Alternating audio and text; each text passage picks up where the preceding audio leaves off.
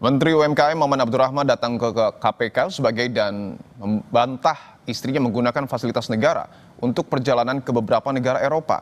Apa urgensinya klarifikasi Menteri UMKM ke KPK? Kami akan membahasnya bersama Wakil Ketua KPK periode 2007-2011 dengan Bapak M. Yasin.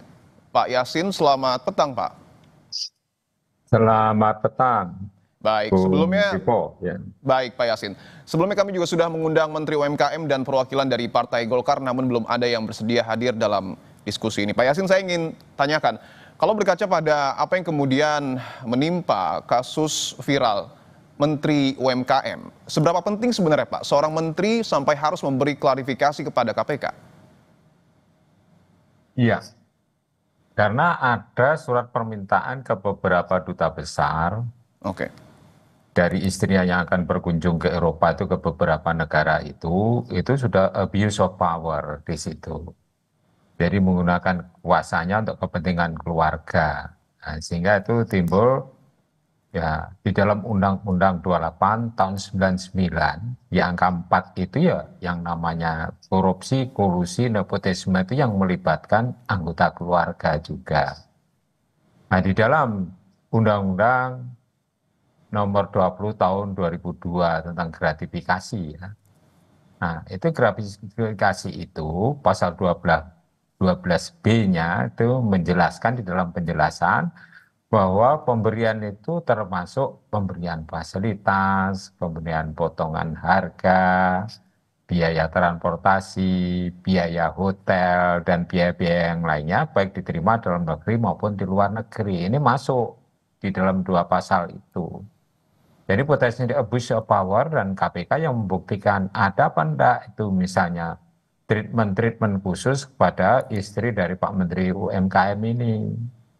Kalau ada perlakuan khusus, bahkan akomodasinya juga dibiayai, itu sudah termasuk gratifikasi. Maka kita menunggu dari tim Direktorat Gratifikasi yang ada di KPK itu di dalam menyelidiki masalah ini, yaitu membuat laporannya kepada pimpinan KPK dan KPK menentukan ini gratifikasi atau bukan.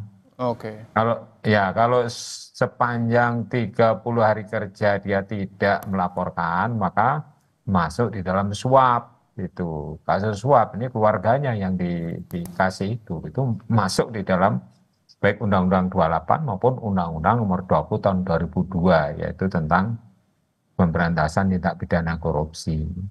oke. Begitu, Bung Dipo. Oke, klarifikasi sudah dilakukan Menteri UMKM, termasuk juga memberikan dokumen yang kemudian disebut adalah dokumen yang diajukan oleh istrinya. Tapi bagaimana Pak Yasin untuk membuktikan keabsahan, keaslian dokumen tersebut?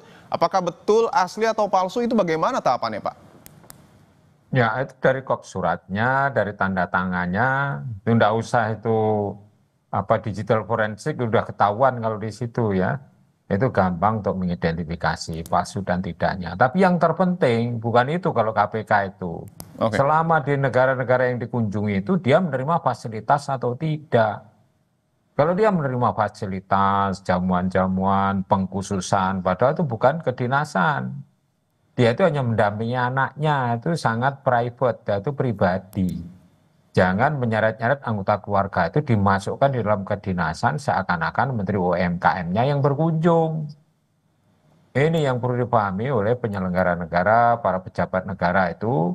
Jangan gampang melibatkan anggota keluarga untuk kepentingan dinas, termasuk melaksanakan ibadah haji pun, istri itu enggak usah diajak itu, karena mengurangi kuota juga. oke, oke. Iya.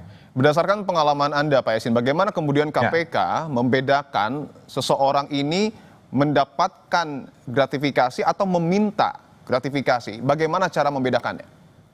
Ya kalau meminta itu kan memeras. Kalau Oke. mendapatkannya itu anggota keluarga ya. Kalau enggak istrinya Pak Menteri kan enggak akan dilayani seperti itu misalnya ya. Kalau Ini dalam kasus ini Anda lihatnya seperti apa, Pak? ya melihatnya itu adalah ketidakhati-hatian Pak Menteri itu mengirim surat untuk kepentingan istrinya. Ya, istrinya kan bukan penyelenggara negara, tapi anggota dari penyelenggara negara yang tidak layak untuk dibiayai oleh misalnya dan menerima fasilitas sebagaimana penyelenggara negara. Penyelenggara negara pun malah juga tidak boleh menerima itu, apalagi istrinya. menggunakan surat atas nama dia sebagai Menteri UMKM. Itu Oke. kental sekali itu, konflik kepentingannya tuh kental sekali atau konflik of interest itu, Bung Dipo. Oke, tapi kan kalau kita lihat pernyataan dari Maman Abdurrahman, Pak, dia sudah membantah. Artinya kemungkinan besar mungkin saja dokumen yang kemudian dibuat ataupun dicetak itu tidak asli, Pak. Tapi bagaimana kemudian membuktikan, sekali lagi, bagaimana membuktikan bahwa surat yang keluar ini memang betul dari Kementerian UMKM? Ya, ya terlepas asri atau mungkin yang menerbitkan kesekjenan, apabila itu diterima oleh duta besar yang ada di luar negeri, beberapa kedutaan, maka itu jelas itu abuse of power itu. Jadi harus kontrol kepada sekjen, jangan membuat surat ke sana yang untuk meminta special treatment atau Oke. treatment selayaknya penyelenggara negara itu tidak bisa. Itu penyelenggara negara pun juga tidak harus seperti itu. Untuk Harus biaya membuat sendiri. titik terang, Pak Yasin, istri Ya, dari Menteri UMKM ini perlu dipanggil nggak?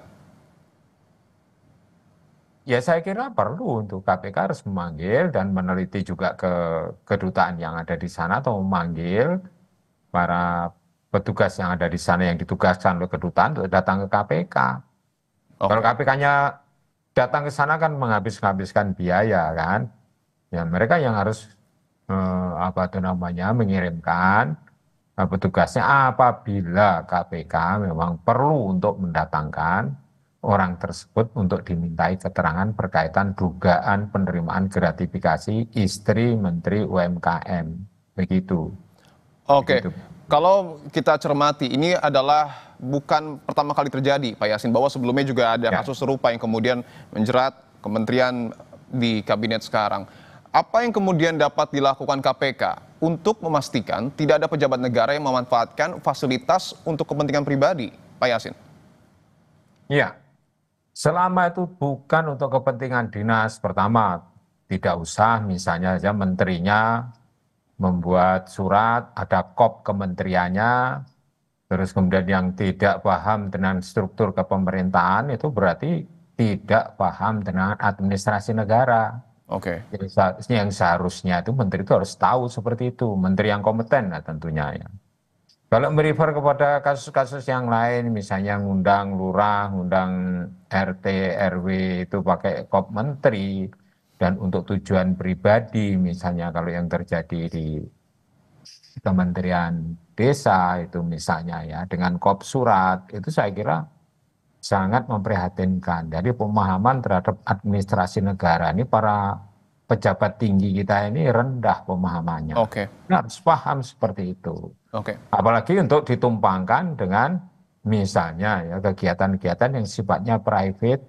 Nah itu saya kira kasus-kasus sebelumnya kan ada itu yang mengundang masyarakat untuk memberikan dukungan kepada istrinya yang mau Baik, mencalonkan sebagai bupati apa baik, itu. Itu juga baik.